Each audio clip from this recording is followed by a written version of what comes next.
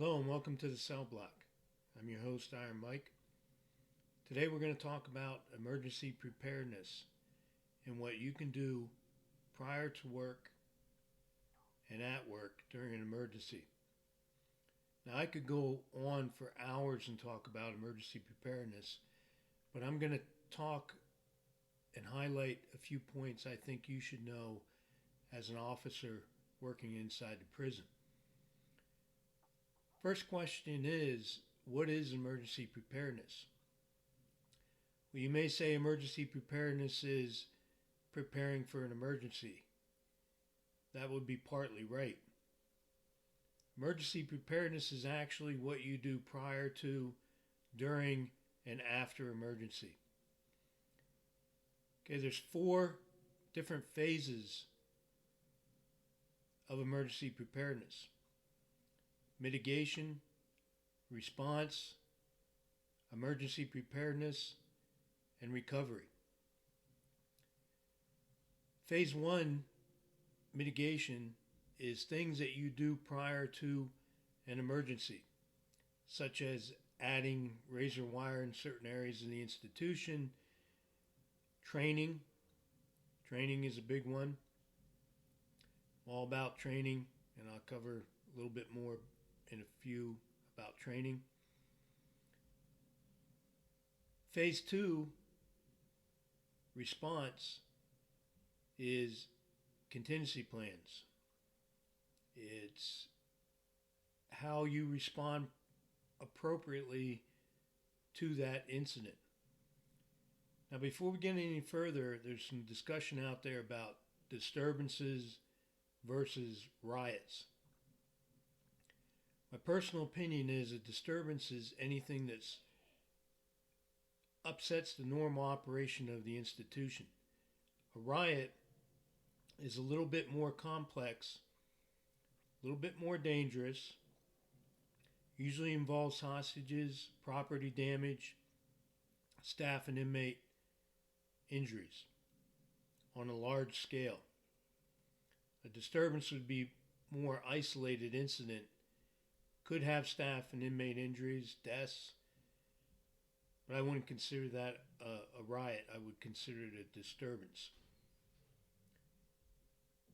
Phase 3 is emergency preparedness, is exactly how you've prepared the institution, what tools you have, what weapons you have, what equipment you have, what teams you have, and have they been trained properly?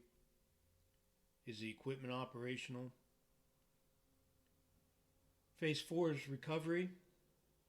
Recovery are the things that you do after the incident. And this is stuff like check the physical plan of the institution. Are the radios, are the locks, are the communications working, phones? Is there any destruction in the cell blocks that needs to be fixed before inmates are housed in that cell block? These are things that operate under the recovery phase. Now let's talk a little bit about training. I'm all about hands-on training. Always been in my career. Not a big fan of tabletops.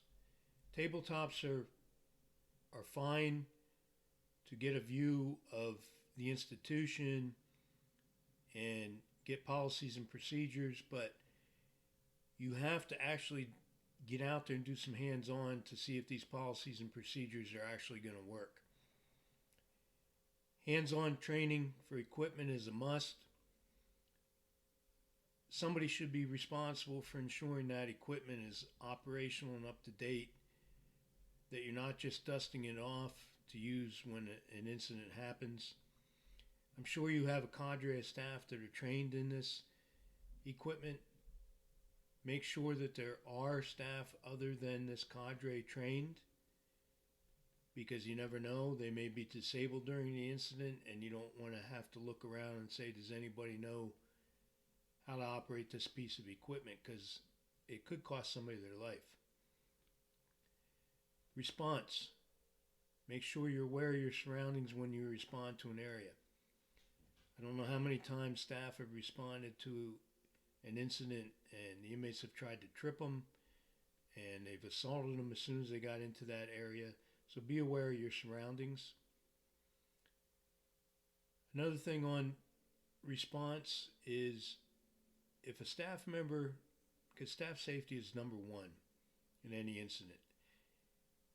If an inmate's assaulting a staff member, you're obligated to jump in and help that staff member out. That's what maintains our credibility with each other, is we're there to, no matter what, help each other out. However, you got to think about certain circumstances. If there's 200 inmates in a cell block and there's one staff member in there, you have to assume that staff member's taken hostage. If you go in to try to attempt to help that staff member with 200 disruptive inmates, you've just become another hostage.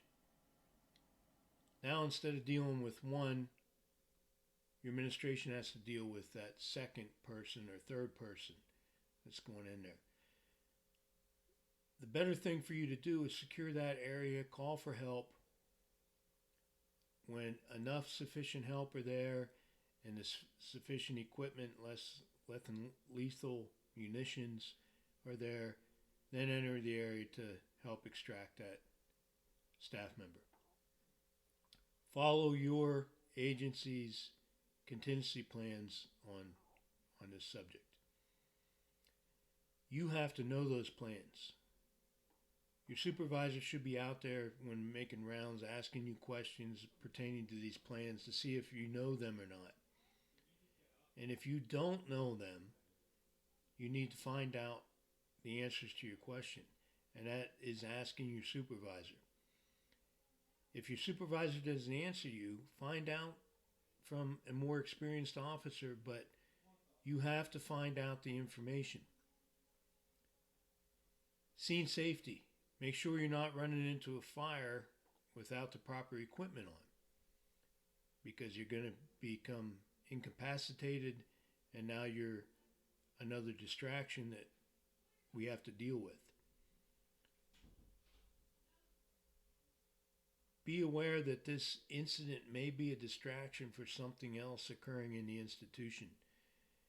If the inmates are doing something at one end of the institution, they may be using it as a distraction to accomplish something that they really wanted to do at the other end of the institution. So having all your staff respond to one end of the institution is not a good idea. Also, is it a distraction for an escape attempt? Is it a distraction from an outside assault? Make sure you beef up your security, because our number one goal is to keep those inmates inside that fence or wall, whatever the physical plan of your institution is. It's to secure those inmates and not let them out to society. Also, when you're doing the recovery phase, make sure you're asking staff feedback. I used feedback in mock exercise I completed. I used feedback in actual incidents to determine, did the contingency plan work? What was good, what was bad, and I tweaked the contingency plans based on that feedback so I'd have a better plan in place for the next incident that occurred. Now, there's no way that I'm going to be able to cover all emergency preparedness in one sitting. Like I said, it would be hours, but I hoped I touched on a few things to help you out in your career as an officer. The big thing is knowledge.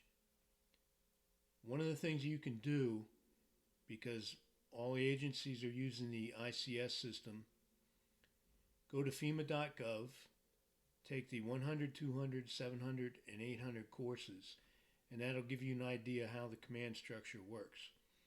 You need to know this, because during the incident, you need to have an idea of what that command center or the command structure is doing in the background while you're down in the cell block.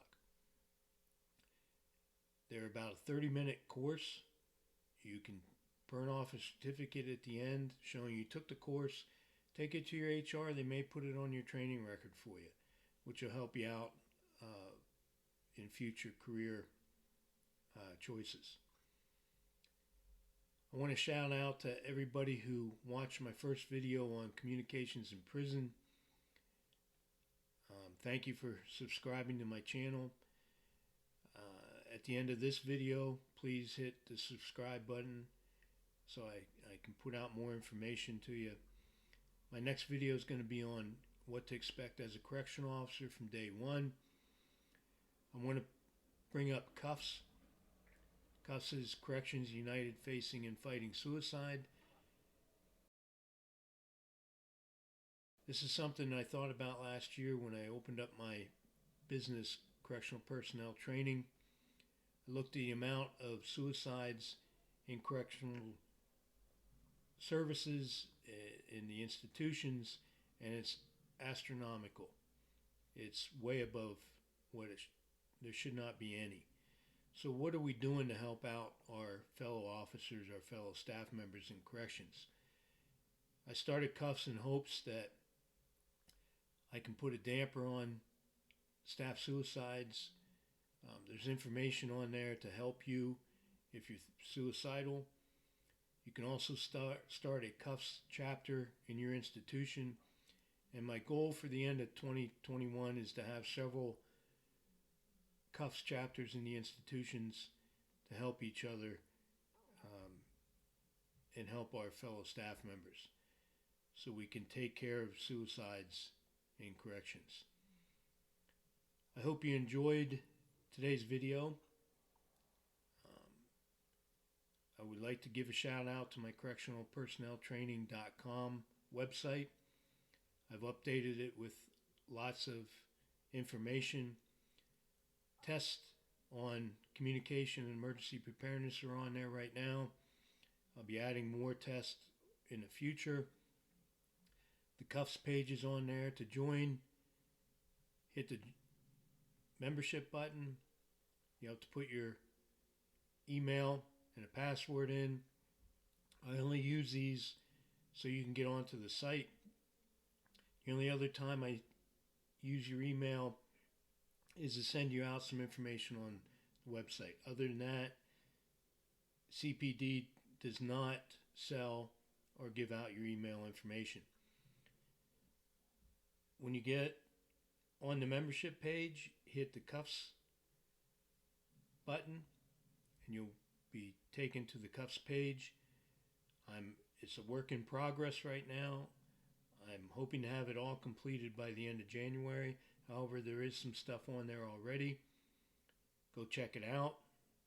CPT is free to join. I don't have any membership fees. I think that when we pass on information, especially us older folks who have been in the system for a while and have experience, that it should be something that's free for all correctional staff and officers to have. So I hope that you're watching my videos. I hope you get something from them. And until next time, be safe.